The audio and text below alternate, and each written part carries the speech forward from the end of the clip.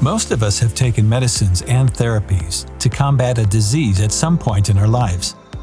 We've been patients and we have recovered. But have we ever wondered how these medicines are actually made? Let's take a look at what actually happens. After a promising molecule has been identified in the lab, it is studied further in our Global Drug Development Organization. It goes through multiple phases of clinical and technical development.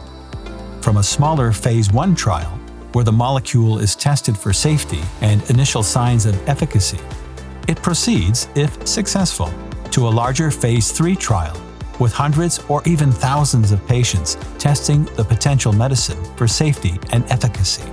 When efficacy and safety trials are successfully completed, including the internal quality checks, the dossier is submitted to health authorities. Only upon approval, the drug can be made available for patients.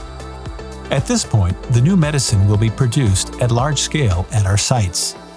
Beyond pills, NTO hosts a wide variety of manufacturing technologies, such as chemical synthesis, biotechnology, and gene therapies.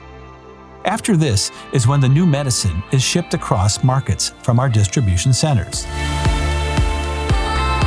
We are reimagining the way we manufacture and supply medicine, always committing to the highest standards of quality and safety.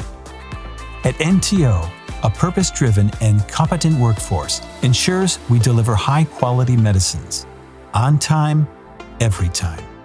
We are Novartis Technical Operations, and we are proud to be a contributor to the Novartis family.